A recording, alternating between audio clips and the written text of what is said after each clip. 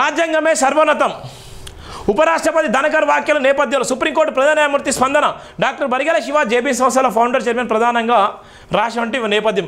గవర్నర్లు పంపిన బిల్లులను ఆమోదించే విషయంలో రాష్ట్రపతి నిర్దిష్ట కాలపరిమితిని పాటించాలని సుప్రీంకోర్టు తీర్పును వివరించింది. తీర్పుపై వస్తున్న విమర్శల నేపథ్యంలో సుప్రీంకోర్టు ప్రధాన న్యాయమూర్తి బిఆర్ గవాయ్ ఈ దేశంలో రాజ్యాంగం మాత్రమే సర్వోన్నతమైందని స్పష్టం చేశారు. అంతకుముందు ఉపరాష్ట్రపతి ధనకర్ ఓ బహిరంగ కార్యక్రమంలో సుప్రీంకోర్టు సూపర్ పార్లమెంట్ వ్యవహరిస్తుందని విమర్శించారు. గత కొంతకాలంగా ప్రత్యేకించి గత 12 ఏళ్లుగా రాష్ట్ర గవర్నర్ల పాత్ర తిరిగి చర్చనీయాంశమైంది. కేరళ, తమిళనాడు గవర్నర్లు ఆయా రాష్ట్ర ప్రభుత్వాల విధానాలను బౌటంగా వ్యతిరేకించడం, కేంద్రంలో ఉన్న బీజేపీ రాజకీయ విధానానికి అనుగుణంగా విమర్శలు గుప్పించడం, ఆగస్టు 15 జనవరి 26 సందర్భంగా జరిగే కార్యక్రమాల నుంచి వాకౌట్ చేయడం, రాష్ట్ర శాసనసభలో ఆమోదించిన బిల్లులపై సంతకాలు లేకపోవడానికి కూడా ఇది ఒక భయంకరమైన కుట్ర కుతంత్రాలు. దీనికి కూడా ఏం కావాలి? భారత రాజ్యాంగమే ప్రధానమైనదని చెప్తున్నారు. ఇవాళ ఉన్నటువంటి గవర్నర్ వ్యవస్థ ఎవరు చేస్తున్నారు?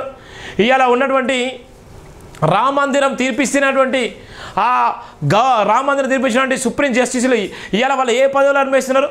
ఒకరు రాజ్యసభలో, ఇంకోరు ఉన్నటువంటి నేపథ్యంలో గవర్నర్లు, ఇంకోరికి ఎంపీలు ఇస్తారు, ఇంకోరికి ఆర్బీఐ గవర్నర్లు అవుతారు. ఇవన్నీ ఇదే నిర్మాణం. ఇవాళ ఉన్నటువంటి భారత రాజ్యాంగాన్ని తప్పుడు మార్గంలో నడిపించి ఇవాళ ఉన్నటువంటి రాజ్యాంగాన్ని దృష్టిలో పెట్టుకొని మనధర్మశాస్త్రాన్ని పెంపొందించి మనధర్మశాస్త్రాన్ని బతికించేటువంటి నేపథ్యం, మనధర్మశాస్త్రాన్ని ఈ భారతదేశం మీద విషం కక్కేటువంటి నేపథ్యంలో ఆ విషయాన్ని పెంపొందించినటువంటి సుప్రీం జస్టిస్లకి ఇవాళ అత్యున్నతమైన పదవులు ఇచ్చింది బీజేపీ గవర్నమెంట్. అందుకోసమే ఇవాళ ఉన్నటువంటి దినకర్ వ్యాఖ్యలు కూడా బలంగా చెప్పడం జరిగింది. నిన్న జరిగినటువంటి అవమానాలు కూడా ఇదే తరహాలు ఉన్నాయి. ఇవాళ గవర్నర్ల పాత్ర ఏ విధంగా ఉందో ఇవాళ మనం చూస్తున్నాం. ఇది ప్రధానంగా ఉన్నటువంటి నేపథ్యము. అందుకోసమే దయచేసి సోదరిమణులారా, జైభీం టీవీ మన ఆత్మగౌరవ నినాదం, జైభీం టీవీ సబ్బండ కులాల ఆత్మగౌరవ నినాదం. భారత రాజ్యాంగ నిర్మాత బాబాసాహెబ్ అంబేద్కర్ ఆశయం కోసం మాత్రమే నిర్మించినటువంటి నిర్మాణం ఇది. బాబాసాహెబ్ అంబేద్కర్ని అనుసరించినటువంటి మీ అందరూ కూడా పే బ్యాక్ టు ద సొసైటీలో భాగంగా, దశం భాగంలో భాగంగా ఇంకా మాట్లాడాలంటే, ఇంకా దీన్ని ఎస్టాబ్లిష్ చేయాలంటే ప్రపంచవ్యాప్తంగా, భారతదేశ వ్యాప్తంగా మనం కూడా ఇవాళ ఉన్నటువంటి పెద్ద టీవీ రంగంలో మనం నిలబడాలంటే ఒక బీబీసీ లాగా, ఒక ఎన్డీటీవీ లాగా, ఒక ఎన్టీవీ లాగా, ఒక టీవీ9 లాగా, ఒక V6 లాగా, ఒక ఈనాడు సంస్థ లాగా మనం నిలబడాలంటే ఇది మన ఆత్మగౌరవ నినాదం. ఈ ఆత్మగౌరవాన్ని మనందరం భుజస్కంధాలపై మొయ్యాలి.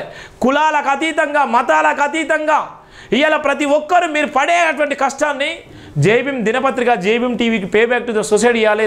దగ్గరకు వచ్చి దశల వారీగా, విరల వారీగా ఇచ్చేసి ఇది అత్యున్నతమైన న్యాయస్థానంలో నిలబడే విధంగా ఇవాళ ఉన్నటువంటి ఢిల్లీలో పెద్ద ఆఫీస్ పెట్టుకొని ఇవాళ భారతదేశంలో జరుగుతున్నటువంటి భయంకర కుట్రను పసిగట్టే విధంగా మన టీవీ ఛానల్ నిర్మాణం కావాలి. ఇది కాకపోతే మన వాయిస్ ఇక్కడితోనే అయిపోతుంది. ఈ తెలుగు రాష్ట్రాల వరకు ఇదే పరిమితి అయిపోతుంది. తెలుగు రాష్ట్రాలకే కాదు, భారతదేశ వ్యాప్తంగా, ప్రపంచవ్యాప్తంగా మన నినాదం బలపడాలి. ఈ నినాదం బలపడితేనే ఇవాళ ఉంటుంది. ఇవాళ ఈ నినాదంతోనే ఇవాళ ఉన్నటువంటి క్రైస్తవ మతం మీద మాట్లాడు, దళితుల మీద మాట్లాడు వాళ్ళందరూ గొంతును ఇవాళ మనం ఆపిస్తున్నాం. ఇంకా దేశంలో ఇవాళ ఉన్నటువంటి యూట్యూబర్లు 11 మంది దేశ సమగ్రతను, దేశ సర్వోత్తరమైన న్యాయస్థానాన్ని కూడా తప్పుడు మార్గంలో పెట్టేసి ఇవాళ ఉన్నటువంటి మన సమాచారాన్ని పాకిస్తాన్ చేరవేసి ఇలా అమాయకులైనటువంటి వ్యక్తుల మీద ఇవాళ పాకిస్తాన్ వాళ్ళు ఉగ్రవాదుల్లాగా దాడులు చేసి చంపేస్తుంటే వాళ్ళను కూడా మనం మట్టి పెట్టాలంటే, వాళ్ళను కూడా మనం చైతన్యం చేయాలంటే మన టీవీ ఛానల్ ఎక్కడ ఉండాలి?